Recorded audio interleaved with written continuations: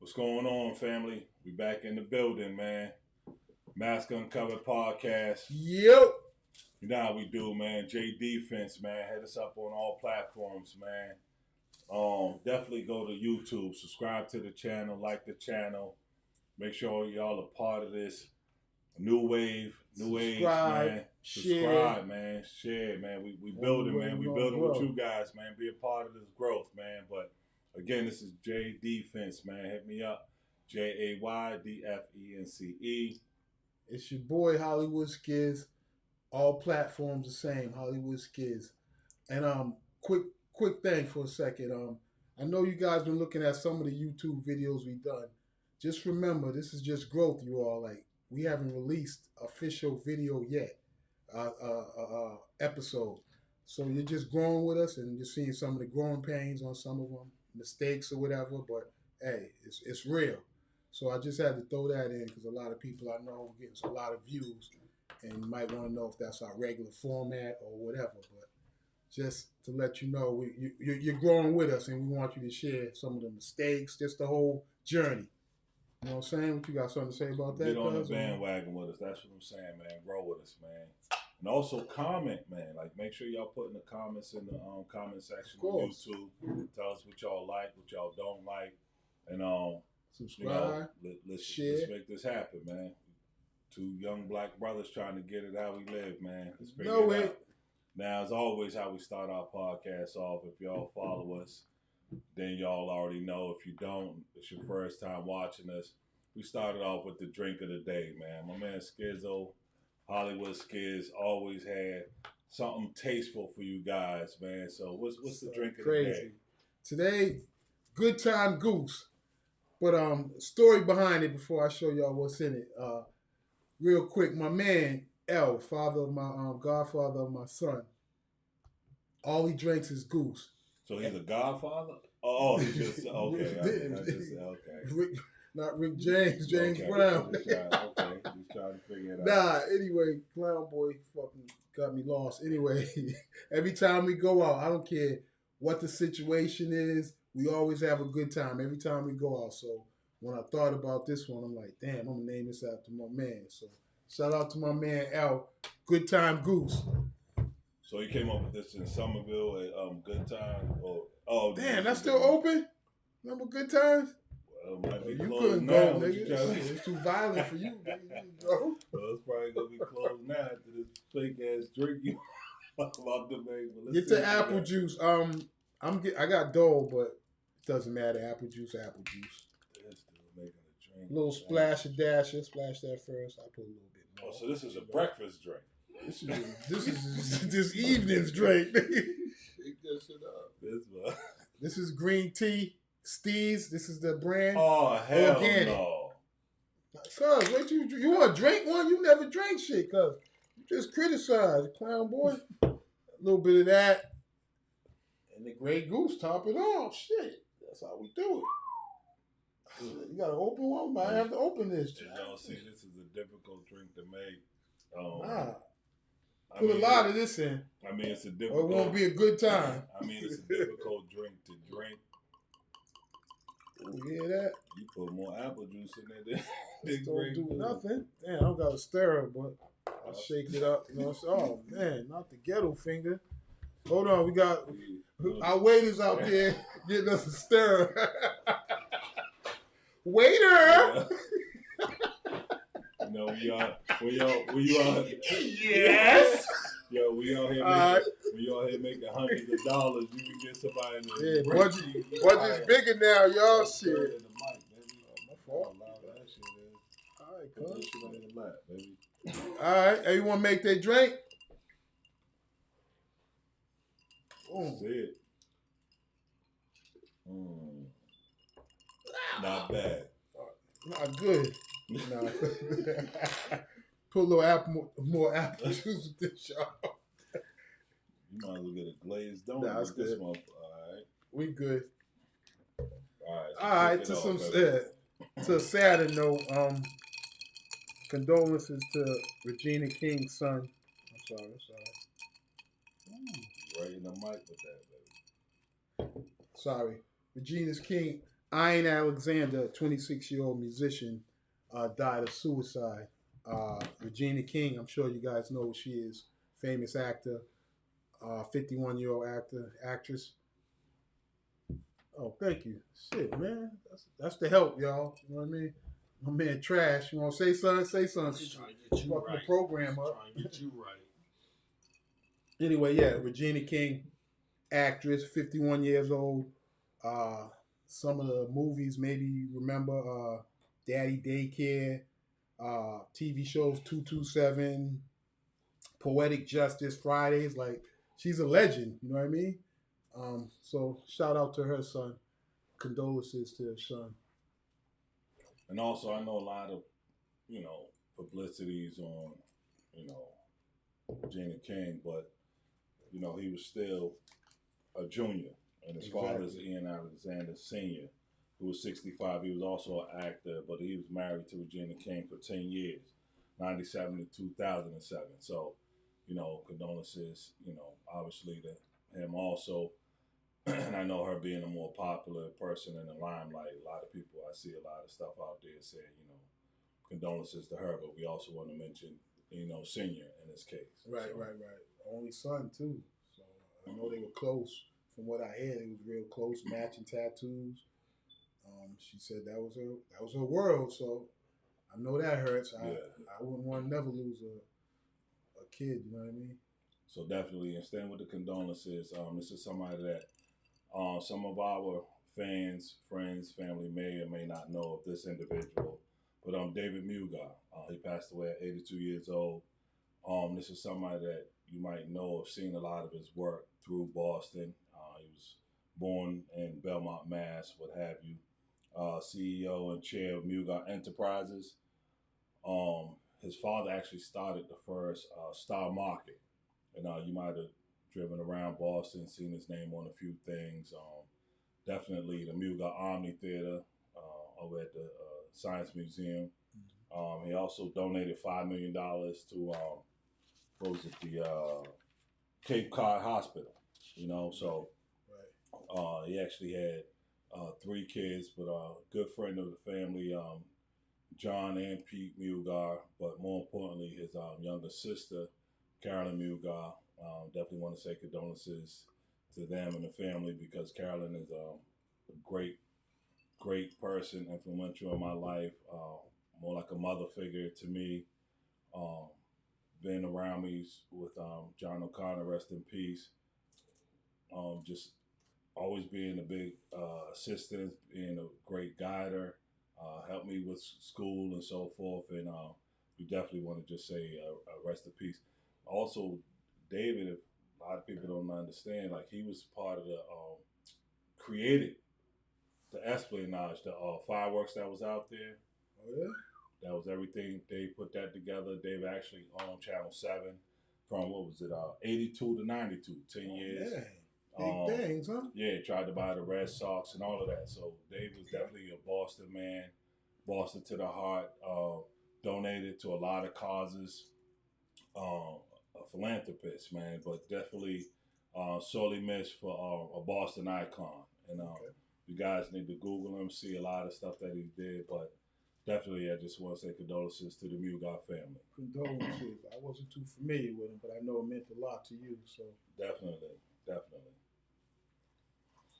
We're on to the NFL playoffs now, because this is where we get kind of crazy, y'all. If y'all watch the shows, this is where it gets a little crazy. But first, we're gonna let y'all know who's in the NFC AFC Championship.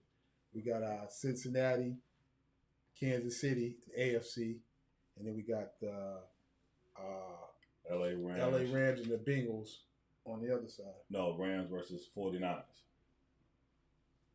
Rams versus 49ers. Yep, there you go. Yep. But that whole weekend of football, my gosh, last weekend, although the Patriots wasn't in the playoffs at this point last week in the divisional round, I would say that the only reason why, because I really was thinking about how great those games were. All the games were decided by ended on the last play of the game. Right. So KC game was like The KC game, phenomenal. It was in 6 minute span. They scored 31 points. Right. Like just going back and forth. Then the rest of the games ended on a field goal as time expired. Just great football. Being a sports fanatic, being a sports fan, watching those games, it, like I said, without just being a homer, like really watching those games, it was exciting. Just as a fan of watching sports, that was just the most exciting weekend of football I can really recall. I was about to say that. Would you say that was the best week of football you've seen ever? That was, I definitely put that at number one. Because I was trying to remember a whole week, you know what I mean? Not just a game, but that was a good weekend of football. All the games. Like, typically we might have seen 1 or 2 games. And like I said, that's why I preface it without the Patriots being there. Because typically as a fan of your team, you want to always rank that as a high division of football, watching those type of games. But putting that aside, that was the best weekend of football. Every game, I've ever seen back and forth, and we're gonna break down the games now for you because yes. Well, we can start off with the 49ers Packers game. That was a surprise offensively because I thought it'd be more scoring. You know what I mean? Than that. I mean, I didn't expect 49ers any too much offense out of them, but Green Bay. I mean, Aaron Rodgers is not showing up anymore. Like everyone's talking about Dak, but what this dude do? And then with the Cincy game, are you kidding me? They bring back Derrick Henry. Expected him to run all over the place. All he had was 62 yards and 1 touchdown. And then they got Ryan Tannehill at your quarterback position through 3 picks. So that's the number 1 seed. So you had Green Bay as the number 1 seed, like you mentioned. Done. Tennessee, number 1 seed. Done. We already spoke a little bit about Buffalo and Kansas City, but that Tampa Bay, LA, well, let's talk, we man. Speak on that, but we finished talking about these Packers and 49ers, man. I meant the game itself. I introduced it, but Aaron Rodgers had no touchdowns in that game. Like, that's not like nothing to talk about. Like, we ain't just going to let him slide on that poor performance. No, not at all. But, I think we'll recap each game and then delve into which game was more impactful to you personally. Gotcha. You know what I mean? So that's why I just giving a recap of each game. So, like, how we gave a recap with Buffalo and Kansas City, that was back and forth. Patrick Mahomes threw a touchdown in overtime, but more importantly, he got him in field goal range in 13 seconds. Do you blame the defense? 2 plays. Do you blame the defense, or is it just hella offense? Man, that game, I don't want to be too critical of how that game was played because it was a great game. But, I definitely, Buffalo had the best passing defense all year. And they let 2 plays get them across the 50 into a field goal range in 13 seconds. Man, that's horrible. You got to fix that going on into next year. But the game itself, one for the ages, man. The prolific scoring was what kept us, into the TV. And it was crazy when you think about that. If you're Josh Allen and you have such a phenomenal game, you're such a phenomenal quarterback, and your defense gives up those couple of plays, 13 seconds to get them a field goal range. You would typically say, oh, you know what, the defense let them down. They need to build on their defense. They were the number 1 ranked defense. So, there's nothing else to do. So, what happened? What was the collapse? Was it the players? Was it the coaches' calls? It was, to me, I don't see how you allow those individuals. You let Travis Kelce and Tyreek Hill get open like 10, 15 yards down the field, free, untouched. But hit them.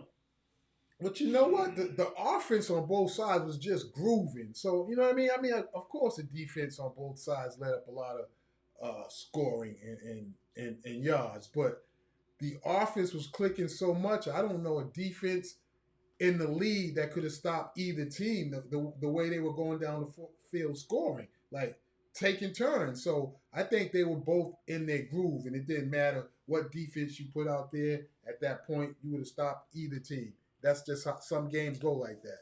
A good point, but I definitely think that if you did a little bump and run, like in other words, if you had men on the receivers coming off the line, and you just drew them to the sideline.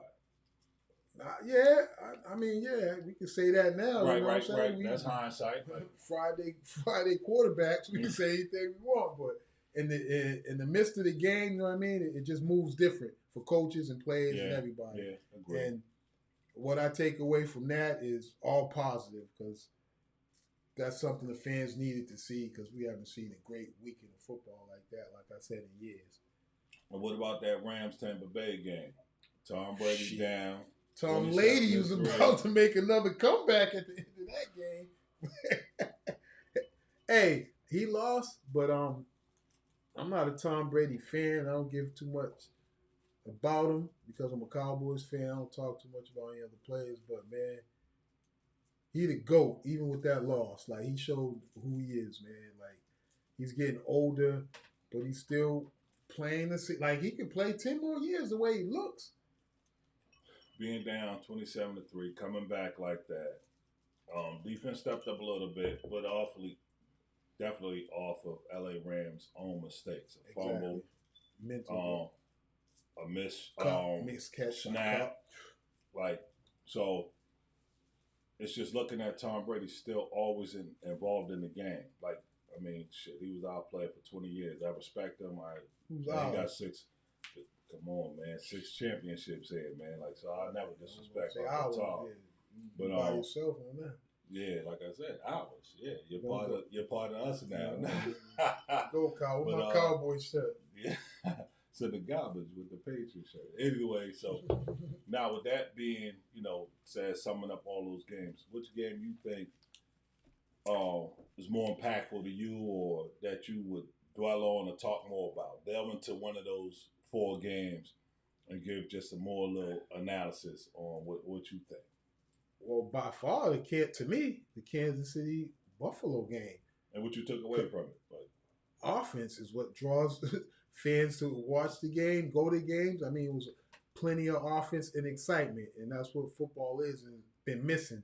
So just to watch those 2 great quarterbacks, future Hall of Famers, Josh Allen and Pat Mahomes, go up and down up the field to score each time, right after each other, outdoing each other on spectacular runs, plays. Because Josh Allen had like 69 yards rushing. Yeah. Patrick Mahomes had 68 yards rushing, or one of them had 68, 69, whatever. They had almost 70 yards rushing apiece, 350, 60 yards passing each. Great game. 4 touchdowns for Josh Allen to Gabriel Davis. He caught all 4 touchdowns. Like, don't forget him. And Tyreek Hill, that last play, not the last play of the game, the touchdown before the field goal that Kansas City scored. Yeah. Tyreek Hill made that play. I mean, did he? You know what I mean? The pass, it wasn't Patrick Mahomes. Patrick Mahomes put the ball where it should be, but that dude's not normal, that Tyreek Hill. And he had over 121 yards receiving and a touchdown. So it was just a lot of offense, man, and a lot of excitement. And I haven't seen a game like that, I don't know, since the Pats came back against Atlanta in the Super Bowl. Like, that might be the only thing, you know what I mean, comparable. And it's ironic you talk about that, how Tyreek Hill is so special. I think Travis Kelce's that special.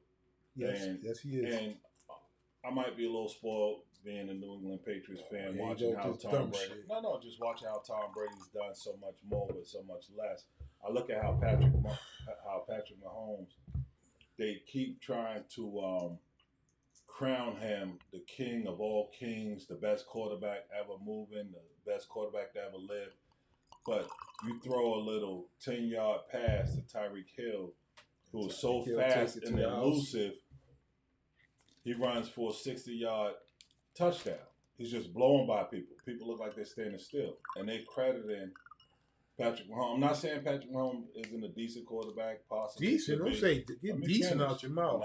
Take that out first, then finish. Decent quarterback. Like I said, my opinion is mine. So stop doing that in front of the microphone. It's horrible. Please, sir.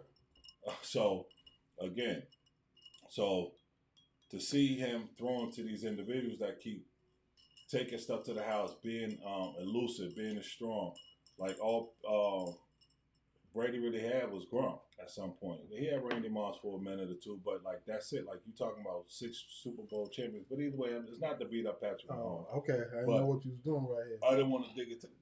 My takeaway from all of those games was this: Aaron Rodgers, Green Bay. You trying to tell me you scored 10 points at home? You're used to this cold weather. You couldn't throw a touchdown. You couldn't do anything. You couldn't get past plan A. Never. So all of this, Aaron Rodgers is the best quarterback I ever seen. Now they're saying Patrick Mahomes is that. It's like to keep labeling these quarterbacks a certain way. Aaron Rodgers, you've been to 1 Super Bowl. You won 1 Super Bowl. Like, you can't even get out of the NFC. How great of a quarterback are you? Like, sometimes just having a strong arm, just being able to run away from a tackler doesn't make you phenomenal. You got to know when to get rid of the ball. You got to know when to improvise and throw to a wide open receiver, how to read defense. It's a lot more to it than just sitting up here saying, like, oh, his numbers is phenomenal. He never threw 6 interceptions in the season. Come on, man. Like, you got to do better. If you're Aaron Rodgers, you're supposed to be considered one of the greatest. They put him in the same category as like a Tom Brady. They passing Joe Montana. I almost equate him to like Ben Roethlisberger. And Ben got 2. I'm just saying, like, what has Aaron Rodgers ever done, man? So that's the most impactful game for you was the 49ers Green Bay game? Okay. Yeah, and because of Aaron Rodgers, yeah. You lost to Jimmy Garoppolo at home, man. Because it's not even about Garoppolo. He did nothing. Like, you know what I mean? It's and not guess about what Rodgers did. If Garoppolo didn't do nothing. It was a defensive game. So you lost to, Yeah, no, I'm with you. Like, Aaron Rodgers, yeah, like, after this year. You got to do better. Yeah. You got to do better. Yeah, but he's still elite. When you're supposed to be that elite, when you're supposed to be in this category of phenomenal, like you're different than all other quarterbacks, somehow, some way, it's supposed to be stuff that we think about and talk about that says, he showed me that. This proves that he is that guy. When? Right. When was that time? When did Aaron Rodgers ever show you that, or was that in a meaningful game? And I know that you can say Brady might have won a couple off defense early on in the field goal handing, but Brady has shown over time how he has been able to improvise. He's able to bring you back and keep teams motivated. Things of that nature. There's so much more. You're saying Aaron Rodgers hasn't done, of course, not on the scale of Brady, but he's had comeback games. You're trying to, in the regular season. Is he better than Peyton Manning? In the Peyton Manning had phenomenal regular seasons. Yeah, I got phenomenal. Yeah. So then we put him in the category of Peyton Manning. Yeah, but what I'm saying is, I understand everything you're saying, but he's still a elite quarterback. He's still in the same breath as these guys. Top 10. Yeah. That's saying a lot, 5. though. Right? Yeah, that's saying a lot. That's saying a lot. Not top 10. They were talking about this dude like top 5, top 3, like top 2. But that's like, top. They crowning Josh Allen the best. You know what I mean? Like, time to tell. And they crowning this clown Patrick Mahomes. I hope he get his face. I hope Cincinnati go in there and blow their wigs off. Who's done what he's done? This is his 3rd year in the AFC Championship. 4th. 4th? Like, gee, thank you. Yeah. What are you saying? The crown is his. I like to see him next year. I like to see him get out of this week. Speaking of getting out, who you think is gonna win this weekend? We got 4 teams: San Fran, LA. I'm with Pat Mahomes. Pat Mahomes boy. I hope Joe Burrow, John Barry his ass, man. Like, I'm so tired of that talk. But listen, I got smart man to say Kansas City. I'm not a smart man. Give me Burrow, man. Give me Cincy gonna beat Kansas City. Now, who you got on San Fran, LA? LA. Stafford time. He's proving what they said he couldn't do. Give him a team. give him something to work with. He got it now, and he's making the best of it. He ain't had a run like this in Detroit. You know what I mean? Like, I think he's in the AFC Championship. NFC Championship. But he better than Garoppolo. He's not a bum yet. See what he can do with a team. Then after this season, even right now, you have to say he's outplayed what he's done in Detroit. You know what I mean? To get to the NFC Championship. So, no, I think he's always done what he could do. What he had, right? Shitty. Right. Yeah. So, no, it'd be good to see Matt Stafford, but I think that defense is everything. I think that definitely. I think the defense will win the game for him. I don't think Donald and Miller, Vaughn. Man, there's no one better. There's no one better in the NFL right now in the playoffs than those two. Like that complement each other. Like, no way. San Fran got a nice defense, but the LA Rams, I like the names on LA's defense. Ain't nobody fuck with them dudes, but Micah Parsons. That's why they only do fuck with them dudes. No, you gotta remember Nick Bosa's on that San Francisco line, dog. I said Micah Parsons. And where's he at? Mm-hmm. Beside us. Hey, Michael, come on, come on, join the podcast, baby. First year, definitely rookie of the year. Yeah, we can talk. I'll get into some other shit. In his last year in the playoffs. Nah, fuck with you. Nah. But yeah, we ain't gonna keep beating it up. But dog, I hope y'all enjoyed those NFL playoffs, and hopefully this weekend will be even better. And hopefully we get some good games, man. But we'll be able to tell. Y'all will see the podcast next Friday. Stay tuned, man. So we moving on. Now we getting into this joint, man. Master P versus Wack 100. Yo, just the name, just saying his name, man. Wack 100 times. So Wack 100. If people don't know, Google him, whatever. He's pretty much a music manager. He's managed some of the names like The Game, a few other players. More notably to some of the younger cats, Blueface and stuff like that. But yeah, he came right out like they was on that Clubhouse. If y'all don't know about Clubhouse, Google that shit. They have this conversation, some phone shit like back in the days where we used to have the dial-up phone junk where you try to connect with a female. I know my little brother was a big part of that. Shout out to little bro. But anyway, so. Yeah, he was up there saying, yo, Master P's are broke. Yeah, party line. That's what it was. The executive producer just told him it was the party line. So, yeah, facts, man. But came right out like, yo, man, I don't know why y'all keep gassing this boy Master P. He's a broke motherfucker and all this stuff. Like, talking about Master P's money. Yep. And Master P had to come out and drop a little diss track.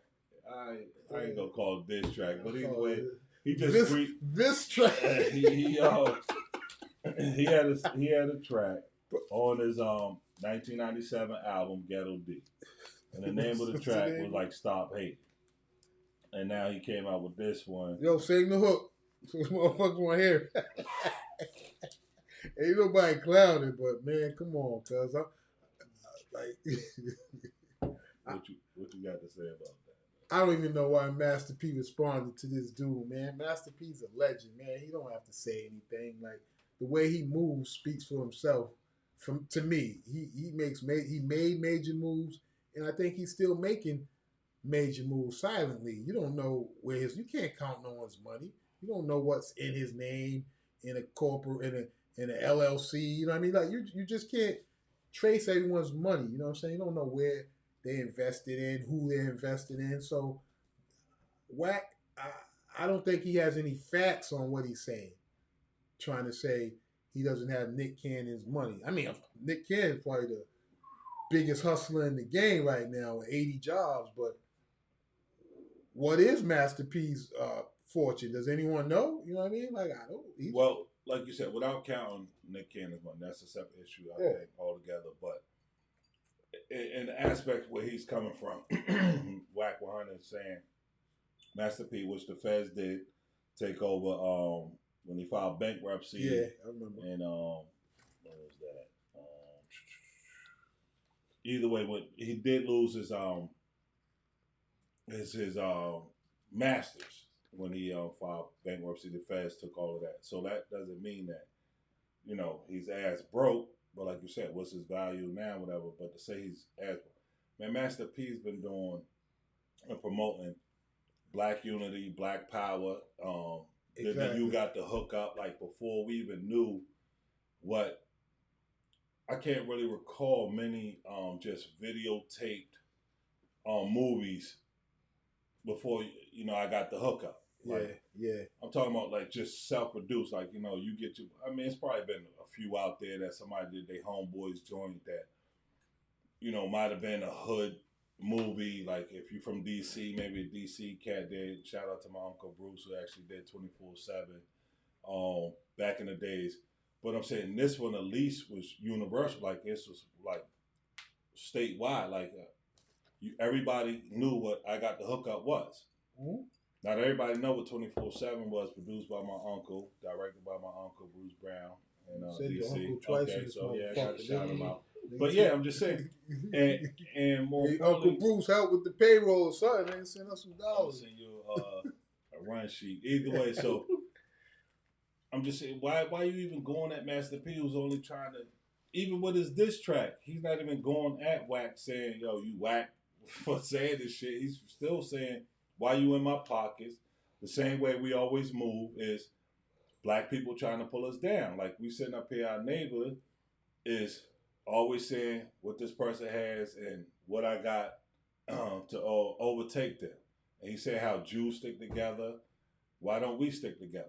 Yeah, that's what I don't get. I'm with you, Vince. Like I don't understand where Wack is with this. He didn't diss Nick Cannon. He just gave Nick Cannon a little bit of advice on him apologizing for the anti-Semitic remark he made, but right. he never said anything about Nick Cannon. So I don't know where Wack is on Master P for. What's he on Master P for? All Master P does is uplift, and Wack 100 maybe it's a personal problem that we don't know about. Maybe, you know what I mean? But that Clubhouse, man, to me, I think that's negative, man. Niggas just go on there and talk shit about shooting each other and like that shit crazy. You ever go on the Clubhouse? But we ain't gonna go into that tonight, but that shit crazy. You can't. Them niggas be. Thought Clubhouse was only for iPhones. What you mean? You need to have an iPhone to go on Clubhouse. Well, you can still go on it as long as you got an iPhone, but that's the main thing. But as in, just to say, I'm just putting Android users, we can't go on. We can't get. Oh no, I just watch the old episodes if I go on YouTube or something. I don't follow it. On YouTube. But if you had an iPhone, you could actually go on Clubhouse and be a part of those groups that y'all are speaking. Oh, for real? I didn't even know that. You need an iPhone. I'm glad I ain't got no iPhone. Yeah, but more importantly, garbage. But more importantly, I actually thought that you had to be of some relevance too. Like, so in other words, like when Meek had it, when Wack has it, I don't know if it's 1,000 people on it, 100,000 people. Like I said, I haven't been on it to speak enough about it, but I thought it had to be like exclusive. Like in other words, little Bobby Smith living in Texas just can't call up and be on the phone with Meek Mill or Wack. I don't know. Maybe that is the case. Like I said, I haven't tried it, but I thought that at least it was going to be all stars of some level to actually be on it. I thought it was hosted by certain people that allowed you in. But again, that like you said, but it's negative is what I'm saying. That's all I'm saying. Like it's always about some type of dispute, black on black crime, or who ain't this, who ain't that. Like I haven't seen too many episodes, and it might be some that are positive. I haven't seen one. That's all. I'm not saying it. They don't do anything positive, but most of the time I see it, it's motherfuckers getting at each other, illing on the phone and shit. So, well, it's just a platform where Clubhouse is a platform where it's pretty much like a group chat thing. So, like I said, if you have iPhone and you happen to see it could be Meek Mills, he could host a chat. Conversation, yeah. True, it's different. Or a group, and you don't have to be a celebrity to get into the group. If you got an iPhone, they'll pick you. If you follow Meek Mills or whatever, you might get in. Then you could tap into what they're talking about. So you don't necessarily have to be a celebrity to get into these chats that they're having. But Clubhouse was made sort of like a Snapchat or a bingo, like Bigo. Like, you know how they have I understand. Yep. You could go live, and then the only difference is it's like a group thing. So like everybody could get in it, but everybody can't talk. Got you. Okay. Well, so we could all listen into it, but all of us can't have that conversation. Like we can't tap in and say whatever. All right. Well, yeah, that's good to know. But it's definitely if you have an iPhone, because that's Android, that's Samsung updated people. Yep. We can't download Clubhouse because we don't have iPhones. So now we're gonna get into what we do all the time at this time. Our mass uncovered topic of the day. Yeah. Today's topic, let me put the topic out there. I'll tell you how I feel. Nah. You want to talk about it? Just tell them what the topic is first. Yeah, this nigga, we got to do push-ups and lungs and shit. Here we go. The mask uncovered topic of the night. We're going to do it like this. As y'all see or might have heard, we do have a couple of people in the audience, but we're going to do it like this, how we always do it this time. This one's going to be a little simple, but still a little difficult. We're going to ask the question of, would you rather earn $1 million or be given $1 million? So, thinking about it, how do you feel about earning money versus be given money? You asking me, nigga? Yes, sir. You got to kick it off, and then we'll jump into the audience. This is so vague, so you know what I mean. You can get trapped in this question, but if the option is for you to give me $1 million, or you have to earn $1 million, I'm taking $1 million. Give it to me. Plain and simple. Give me a fucking $1 million if that's my two options. You either can go earn it or I'll give you $1 million. Give me $1 million. Okay. And what would you say, young lady? I would say that I would earn my $1 million because nothing is given to you in life for free. But that's the option. They could say that they're giving you $1 million, but what comes with giving you? The same way they gave it to you is the same way they could take it. And I feel like if you give me anything, that's me giving you power over me. I never want nobody to have that power over me. No comment. I understand. We just going around Okay. The other young lady in the building? I would prefer to earn my $1 million because it's going to be something that comes from somebody giving you something. I mean, if we take a look at the movie A Decent Proposal, I mean, he gave it to her, but she had to do something to get it. Yeah. You know what I mean? Yeah. So, look, in the long run, look what it did to their relationship. So, little turmoil. They found their way back to each other. Yeah, but still, you know, it was just unnecessary. Like, after all, they didn't need the money. They had each other. You know what I mean? They had each other. Oh, God. Go ahead. So,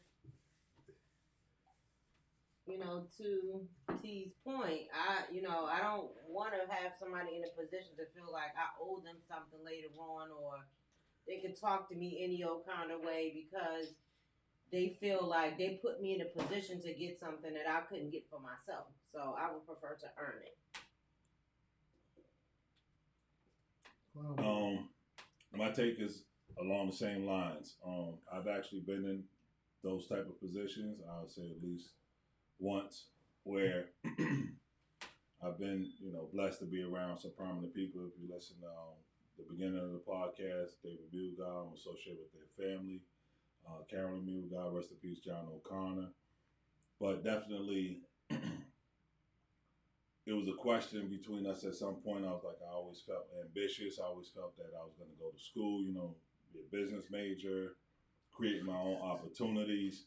And one of the things he did say to me at one point was like, okay, yes, I believe in you and I think that you could do that, but it's a difference between me giving you an opportunity a lot faster than you just trying to get it on your own.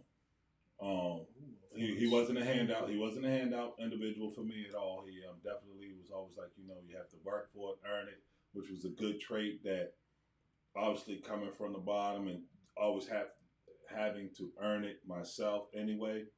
It fit right in with my level of integrity and who I am as an individual. So I kind of went back and forth on this. If somebody says, okay, here's $1 million, and you can just take it, $1 million spends $1 million. I don't give a fuck whether you earned it or whether it was given to you. Right. So you can do whatever you want to do with that $1 million. So just the idea of, I think personally, if I earned it, I feel differently about having it. Not to say I don't have it either way, but truly, I might cherish it a little bit more. I might be more free-willing with it if I was given it. Maybe I'll spend it more on cars, trips, or whatever. But I think if I really earn it, like when I think back to like how I grew up and what I always wanted to be a part of, like donating and being a part of inner cities, and what I feel more comfortable building, you know, donating to Boys and Girls Clubs or giving opportunities to inner city youth, building computer labs, what have you. The money spends the same, so I'm not denying that aspect, but just personally, a feeling of gratitude, a feeling of,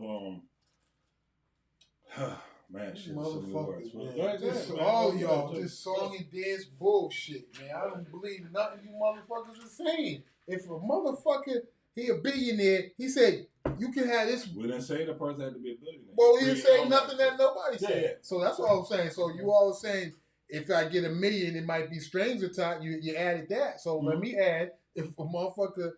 I didn't add strings attached. It doesn't matter, bro. I'm just saying, I'm adding because everyone else did. If someone's in front of you, a billionaire, no strings attached, take this $1 million, I'm out. Yeah. Or you can earn it. What are you doing is what I'm saying. That's the question I'm answering. Just take the hit. Would you rather earn it because you have such integrity that if I give you this $1 million, it won't mean the same. But some people are going to take that $1 million and go with it. There's no strings attached. Take the $1 million or earn the $1 million. Yeah. What are you going to do? No strings attached. I'm going to earn it. I hear you. I'm going to earn it because I just don't feel comfortable with taking something that don't rightfully belong to me. Shit.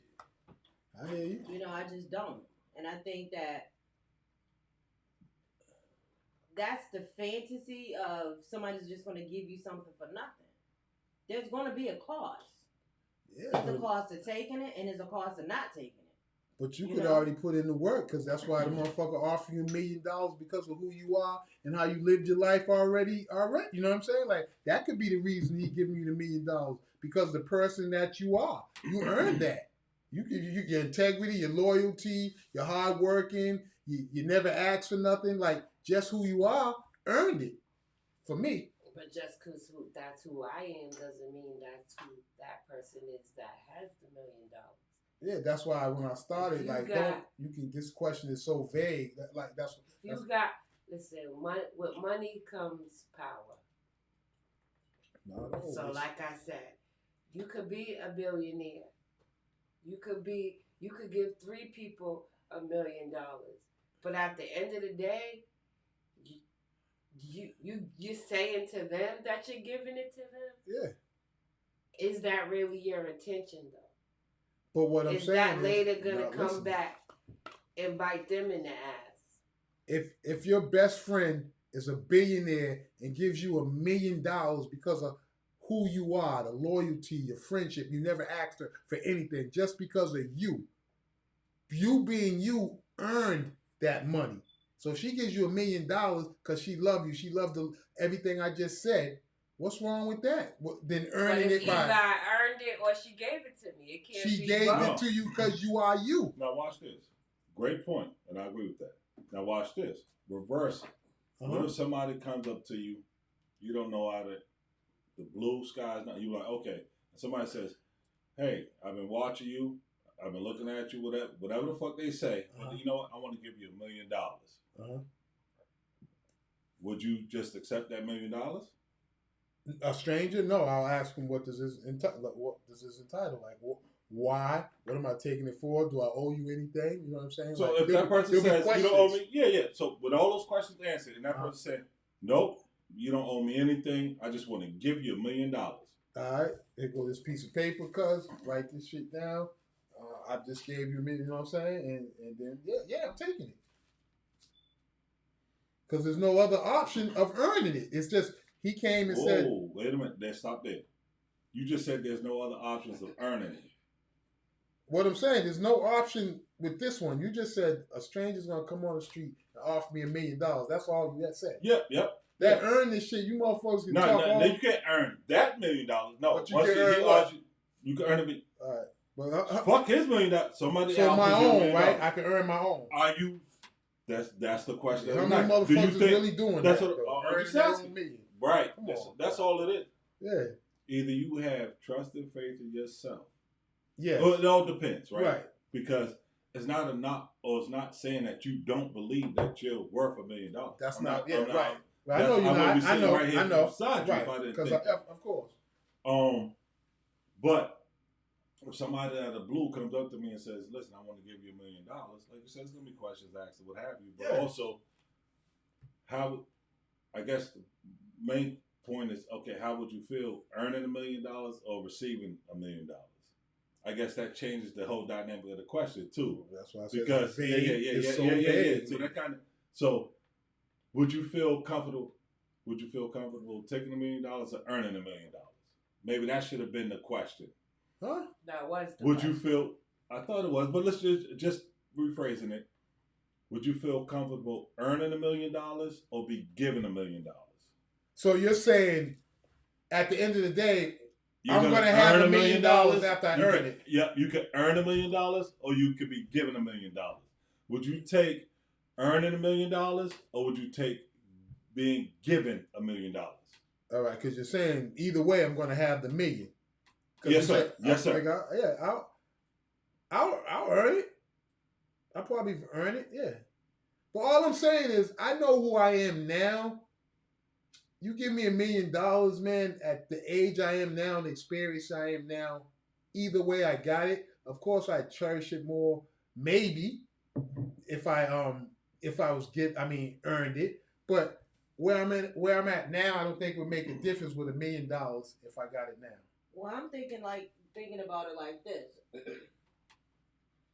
A lot of the people that won the lottery was pretty much given that money.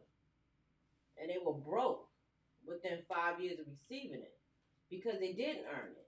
They didn't put the blood, sweat, and tears into earning that money. So they mishandled it. They, bought frivolous things.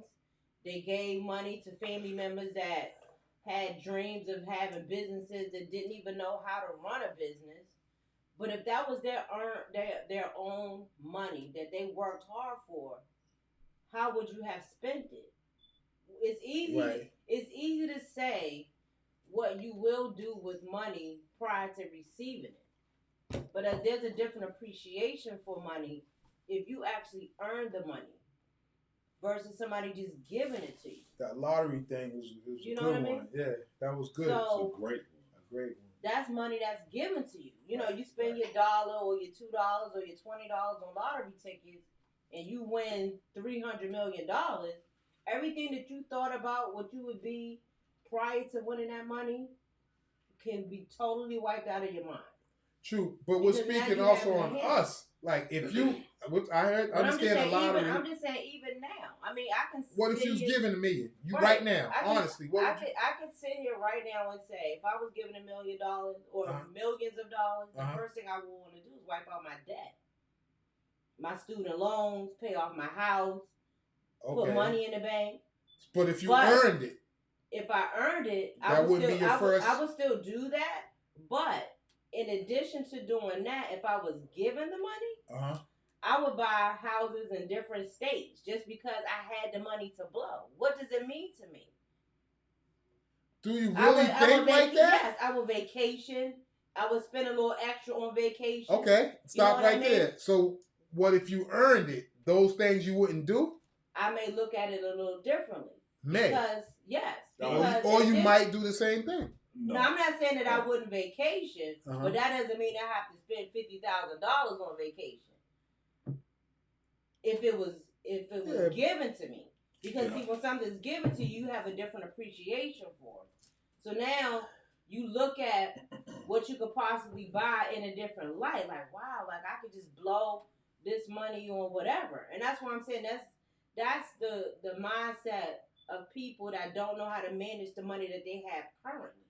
Right. So, like I said, with people that won the lottery, how can you blow $10 million in 5 years? Because they never had $10 million. You see what I'm saying? But they didn't have the right people in their life to tell them. But they also didn't have an appreciation for the money. Had they earned that $10 million, then you have a different outlook on it because that's your blood, sweat, and tears going into that money. You know what it took for you to get the $10 million. So you have a different appreciation for it if you work for it. Because not all people have that. Some people some people have been broke and then made money, and they appreciate the fact that it's like, oh, I came from nothing, I got it now, and they still the one that's buying frivolous bullshit. They want to go, but they not handling their money right too, because even though you work for it, you still don't appreciate it. It's like, okay, I came from nothing. Now all of a sudden I work hard. It took me 5 years to make this $3 million. What? I agree with both avenues. I would say that. But for me, it's like okay, I got $5 million. I'm trying to figure out how I can get to $10 million with this 5. Like, okay, you give me $1 million. It's like, okay, so this motherfucker just gave me $1 million. Now I need to make this million turn into 5. Cause guess what? If he come back tomorrow, he like, yo, I gave you that $1 million, bitch. Here you go. I want to be able to give you your $1 million right back. As you talking about, and I still got $4 million. If you're an earner, whenever you get that million, it's good. However you get it, if you're an earner, the motherfucker might have gave an earner $1 million. You know what I mean? Okay, I'll say this because we don't say always, never. Okay, those type of things. So I'll say facts is depreciation. I think that if you're given something or if you hit the lottery, the appreciation for the money. Like, okay, so right now I just got $1 million. Let's say $5 million. Yeah. Oh man, where's DJ Khaled and them's house at? Where Dwayne Wade? I'm gonna buy something over there at Miami Beach. Just thinking. Yeah. We're not talking about all. I'm listening. So if I'm earning this money, I open up a sneaker store, a shoe store, whatever the fuck it is. And I'm earning this money as I'm going along. And I'm constantly building. I'm building a brand. And I'm like, okay, so now I have this amount of money. The appreciation of it, I'm like, okay, I don't need to move or be around these individuals to show that I have that money. I could be in a certain place and still have money in the bank, and I could still be able to enjoy myself at certain places at certain times. If I want to splurge once a year in Dubai or something else, that's different. But I think like right now, if I was to hit like for $1 million lottery, I'm like, okay, let's buy something in Africa. Like, what? I just think that. Are you trying to make a point, or do you really believe that yourself? If yourself. But what I'm saying is, we're not always directly speaking of all in general or never, right? So what I'm saying is, me personally, if I earn it, just speaking on the appreciation of this, is what I'm saying. We're speaking about the appreciation of earning the money versus being given the money. Personally. So just that idea of it. Personally. As much as I would like to believe that if I was just handed $1 million, that I would act and behave the same way I am right now with $100 in the bank, that I would act the same way with $1 million. I don't think that's fact. I think that if I ever had $1 million, if I went from $100, actually I got $150 in the bank right now. So real talk, like I got $150 in my bank account right now. Yeah. And if that turned into $1 million tomorrow, I think I would possibly lose my mind for a certain amount of time. Now, how long would have never thought that. Now, of you. Now, but that's just my how much is losing my mind? So to me, maybe losing my mind might be 250,000, might be 50,000, might be 100,000. But I really feel like God bless you. I think that losing your mind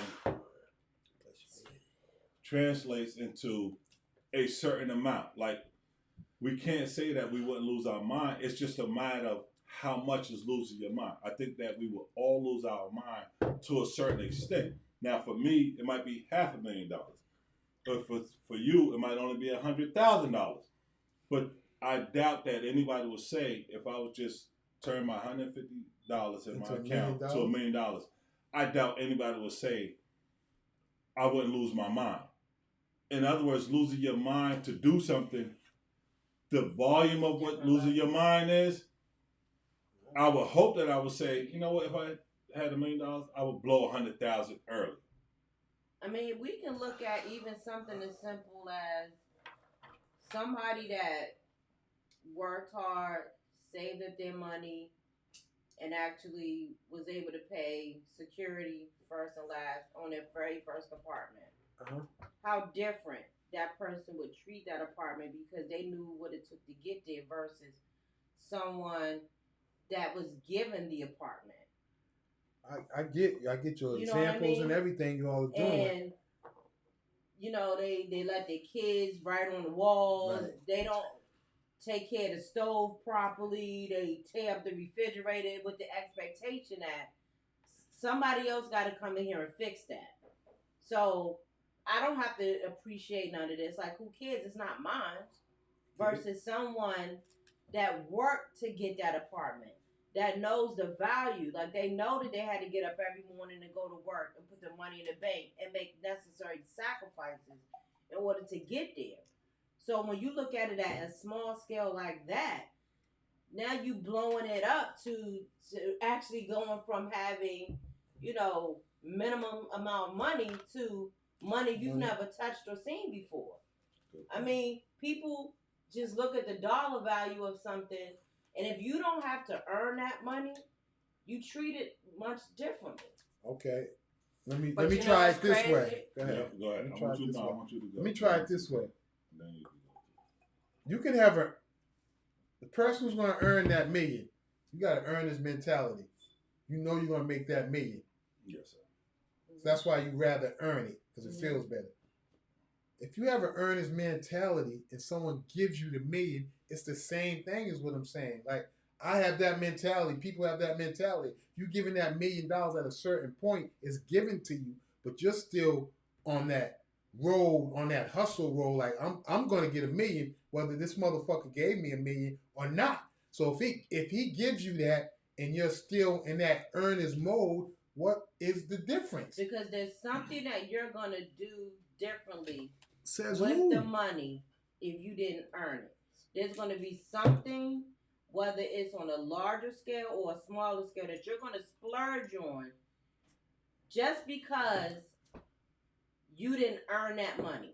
So whether it's buying diamond rings that you necessarily wouldn't pay for, or a fur coat, or whatever it is, a Maserati, you're going to purchase whatever it is or look at whatever that is just because you didn't earn that money.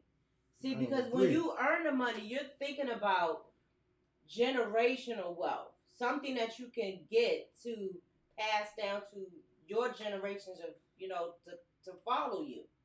But if somebody just give it to you, what do you care if you blow it?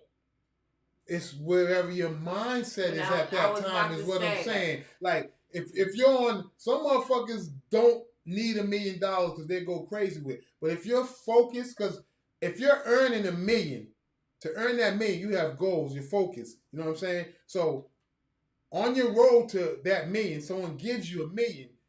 That doesn't, your mindset is still not at, let me buy this Maserati, let me buy this diamond ring. Your mindset is still focused on your goal, is what I'm saying. And that's what I said. That's just it's extra money. You don't, your mindset is. I wanna earn the $1 million.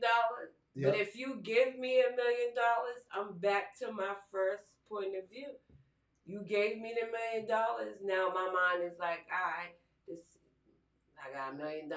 How I'm gonna make this motherfucker 5 right quick? Because at any given time, like I said, because I'm always thinking about why people do shit. So you ain't do it for nothing. We live in a world, nothing is for free. I don't give a fuck what nobody say. People have good intentions, and some people, they like, I know. So that shit's gonna come back some way, some shape, some form. Rather it's this big or this big. It's gonna come back. So when it do, I wanna be prepared. So now you done gave me this $1 million. Now let me figure out how I'm gonna turn this nigga's million into 5 million, right? Because I wanna. If ever you come back to me and if you even bring up that $1 million, I'm be like, nigga, listen, you want the check right now because you can have your $1 million back. Because at the end of the day, I still got something that I'm saying. And two, also, motherfuckers don't know that it's so like I buy scratch tickets all the time. I play Keno. I'm into the lottery shit, right? So let's say, boom, one day I do hit $1 million. You think I got $1 million though? I hit $1 million. You think that's what's going into my bank account? No, I don't got $1 million going into my bank account. I got $650,000. If I take the cash option, even if I don't, I still don't got $1 million. So now it's like, but guess what? But I worked. I worked for that money that I spent to get that $1 million.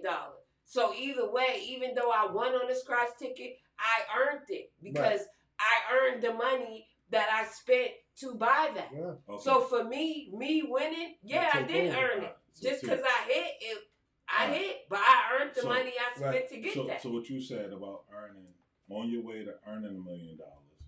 Yep. It's different if you at 800,000. You're on your way earning. Okay. We're talking about you know that you're worth, and you know that you can earn $1 million, but you got $115 in the bank. So I know that I'm worth it. I know I can earn it. That's two different things. But here's a different scenario, right? Let me bring this up. Back to what T was saying over here. If you rent out an apartment, you're a great tenant. You come to a nice apartment, upkept, all the new stuff in there. You're walking around eggshells, keep the crib clean and all of that. Yep.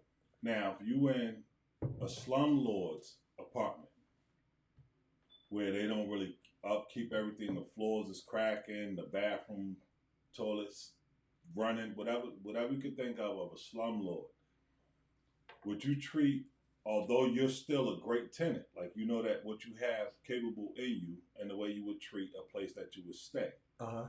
Now, if you're living in some slumlord's apartment that's not giving you what you deserve, would you down yourself to that apartment environment? In other words, would you act accordingly? In other words, would you still be an upstanding citizen in this slumlord's apartment the same way you would be in, I don't want to create the environment, but in a nicer apartment? Yeah. It'll be two different.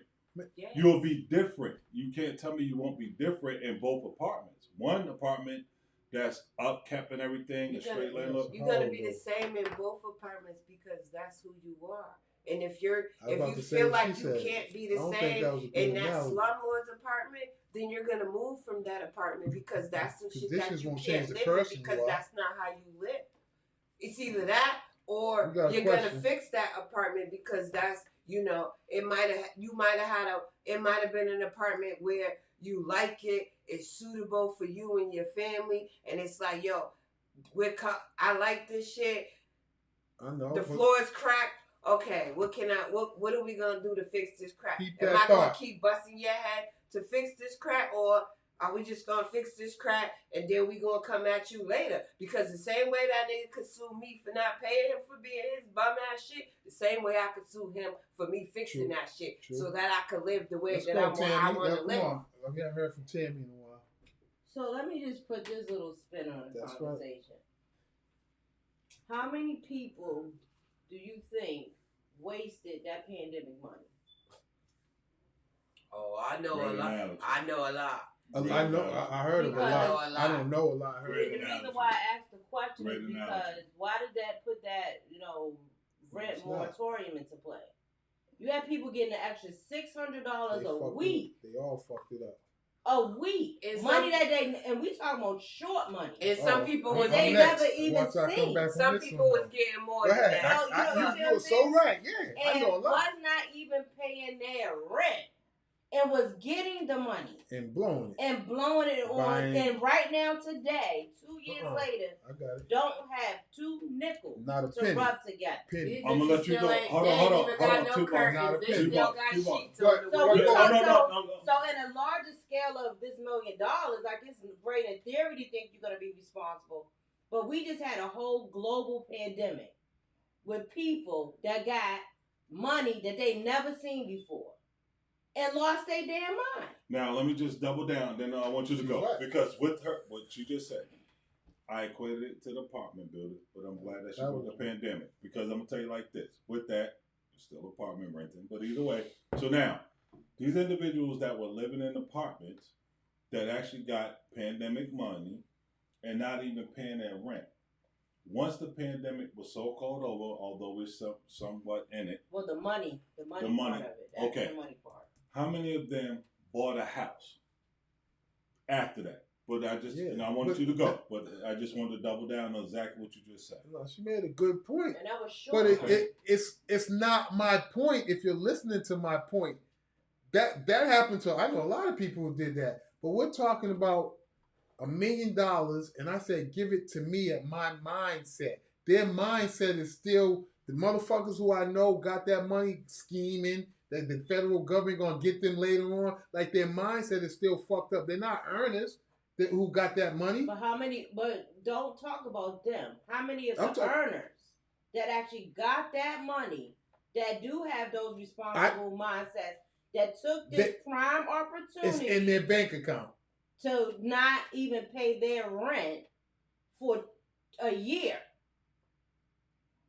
What do you mean? Say that again? I'm talking about the people that had the mindset.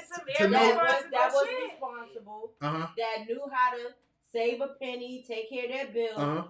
That finally saw an opportunity that they could not get put out of their apartments and took that extra money and just did whatever they wanted to do with it because there was no repercussion at the time. Now, how many people chose that opportunity to if you had that mindset, they didn't have that mindset. No, y'all are, it doesn't change. Y'all are not listening. It did change. What she's saying, and I wholeheartedly agree. Remember, we're not saying all of them. There were earners. There were people that lived with that earning mindset. I could get it how I live, whatever. But when that opportunity struck, they lost that earner's mentality. That's your opinion. No. Right. No, you're right. But like I said, not all of them did, but we definitely know that some of them did. In other words, we know people that went and bought Audi 800 still living in that apartment building. That's not the people I'm talking about, but go ahead. Well, what I'm saying is the assumption is being made that everybody that took the money and spent it frivolously was just irresponsible to begin with, and that's not the case. You have people that have been working hard, making $7 an hour in a restaurant, bussing tables, bringing food to rude customers that don't even want to tip for years. That's another snare. I know. You know what I mean? For years. That's different. They robbing Peter to pay Paul. They're trying to buy food. They're trying to take care of the baby. They're trying to pay daycare. And this opportunity that nobody even foresaw came. So now they could go and spend money on things that they couldn't even necessarily buy because they wasn't able to even earn the money as hard as they worked. So they looked at this opportunity that they were getting an extra $600 a week and say, you know what? I can finally go and buy my kids some brand new Jordans. I can finally go and get. Exactly. But it's still so much different than what I'm talking about. No, but I'm saying it's still spending money frivolously. True. But you a dumbass because at the end of the day, I want you to tell me how you think that's different. You a dumbass because if you was already robbing Peter to pay Paul, and then you finally got some extra money, it's not really extra money. It's balancing your shit out of what you're making. What I'm saying is, we're getting so far off of where we was with it. When I told you I would take that $1 million, I'm not where those people are. Who she's saying, who's been working 9 to 5, don't know how it is to buy their kid this and that. I'm not there, is what I'm saying. That's who I'm answering the question. That's how it started. I'm answering the question as me. So now, I never did it. It wasn't general. We each individually said what would we do with the money. So now we left that. All right, so if we left that, then we probably all be on the same accord. Generally speaking, like you said, she's 100% right. But also you said, if we're not talking individually. But also the reason why this came up is because you said you think we're bugging. You was like, I don't see how. You said I don't see how y'all think that taking $1 million would be a bad thing. Right. And we were saying how we're describing earners versus being given to you. And we're just breaking down opportunities of what we're saying about versus when you earn the money, how you treat it differently versus if you're given the money. That's how this whole scenario came up. So not necessarily your opinion. We've been like, your opinion's your opinion. We're not trying to convince you or change your mind about your opinion. You're asking us, why would we say I'd rather earn it than it be given to us? And because we've been giving you many. No, we asked the question to each person, what would they do? That's the question. And we said, what would you do? What would you do? What would she do? What would I do? Yep. It never strayed from that. And once we went into we will earn it, you said, no, why? That was your question. That's why I love parting it, because you're going to go back and watch it. Okay, so now once all of that was out the window, why are we discussing why earning it is more better than being given? That's what we're now talking about. And I'm also defending the people. Nobody said it was better. Are still going to earn that $1 million and is given the $1 million on the path to earning that. Like I never strayed from nothing I said. I'm saying you did. So I'm basing it on someone with a mentality is to earn. If I buy, my goal is to buy a fucking key, a Kia Coke, nigga, $40,000. Another nigga give me $40,000. That's just 2 keys I'm getting. Like, it don't change. I'm about to get a Maserati. I'm about to get rings. I'm about to take my kid. I'm still the same goal. He just doubled it for me. That's all. Now, that's great for you, and you spend your perspective. Now, what about the next man beside you? What about all the other hundred thousands of other men? I don't know. But think like me. This is what we're getting at. That some of them would be like, oh shit, this dude I don't even have to spend my money on that. I'm gonna go ahead and buy this, that, and the other. I never said that. I'd be a fool to say it wasn't some people on the other side. That's all we're saying is that although you might act differently if you were given that, you'd be like, oh shit, now I just doubled up. Like, now that's gonna speed up my process. Yeah. And what we're saying is that even earners might sit up here and still say like, oh shit, you really telling me that now I could actually get this? I don't need to even put my 40,000 up now. I could take this 40,000. You know what? Let me shine a little bit more. Let me go get this 10,000. I'm just speaking up for my people. But that's where you become my a niggas is gonna buy another. My niggas is gonna cop another. The 40,000 that you was gonna spend is the 40,000 that you should have put in the fucking bank. And so if you have 40,000 to go get the key, and their skid said, okay, I'm gonna give you this 40,000 so you could get it. So even if you didn't buy both of them at the same time, even though he gave you 40,000, spend your 40,000, put his 40 in the bank. Go get that one. Right. You don't go get 2 because anything could happen. Anything could happen. So what happens if something goes wrong? Now you lose both of them instead of just losing one? No, you're gonna take that loss on that one, but you still got that 40 that you put in that you could bounce back from and get on. And then you gotta remember, now what if this nigga come back later and be like, yeah, what if something happened to him? And now he come back, he like, yeah, whatever happened, X, Y, and Z, nigga. Remember I threw you that 40? He might need help to get back on. Now, not to make you feel guilty, but you should be like, yeah, that nigga dead. You should be able to be in that position to make sure that you put him right and then you stay right. You know what I'm saying? So you got to think about shit like everything, just because it's given to you, like shit happened for a reason. But what you do with it is all on your mindset. Exactly. And if you don't have that mentality to do that, if you that splurging type of, I want to be balling, I want to be buying bottles every night type of nigga, you ain't never gonna have shit. However you get it is what you do. What's up, Tan? I was going to also throw this into the mix.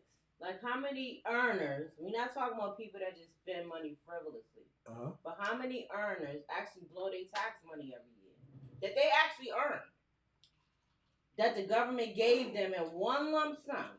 It's not coming every week. It's not coming bi-weekly, whatever your wages are. But you just got a check from the government based on all the taxes that you put in. You just got a $10,000 check. Yep. How many people that earn that money blow it? A lot. So this is what I'm saying. Your mindset don't have nothing to do with it. It does. Because some don't. Well, when I'm saying, I'm not talking about the people that don't. I'm talking about the people that do. I am. Because there comes a moment sometimes where very responsible people have an opportunity put in front of them that they never had. And they take advantage of it. So that's what I'm saying. Even if you earned it. You said, if I give you $1 million, would it be a difference if you earned it? But on the road, say you just want to earn it. You say you don't want that $1 million, you want to earn it. On the road to earning it, you might be put in a situation where something comes to you. You might be on the road to earn it because it's better for you, but you might be in a position where you get $50,000. Like, damn, I got to take a break and go to Hawaii. So it's the same thing, is what I'm saying. Like now, money can change you no matter what you're doing, whether you take the initiative to earn it or it's given to you. So what you all are saying is a small thing. No, but I think that summed it all up. And I think that we definitely want to hear the comments on everything that we presented. Oh, it's going to be a lot. But I definitely, because I'm outnumbered tonight, I think. No. Obviously, we could keep beating it around the bush or what have you. But this the one thing is that, like you just said, money can change certain people, right? And different people, not all, not everybody, but we can see how there have been scenarios where people have been given an opportunity to have money that was strictly earners, and they still be frivolous with it. And how people because they want to keep up with motherfuckers that they hang out with, which means you don't need to have them people in your life because they showing you the wrong shit. Now, you don't need those people. Now, with that being said, so definitely with that being said, man, it was definitely a good time to have you guys all around. All night with this. And definitely, please subscribe, like the channel, man. Again, this is signing off. This is J. Good time, Goose. Man. Remember that. JAYDFENCE. All platforms. It's your boy Hollywood Skids. Same thing. Find me on all platforms. Same way. But more importantly, Mask Uncovered Podcast. Mask Uncovered Podcast. Stay tuned. YouTube, and hit us up on Facebook also, man. We're out here. Stay tuned for that first episode. Like I told y'all, what you all seeing now. Real soon. And y'all gonna see the difference, man. We on it, man. All right, y'all. We go all night with that shit.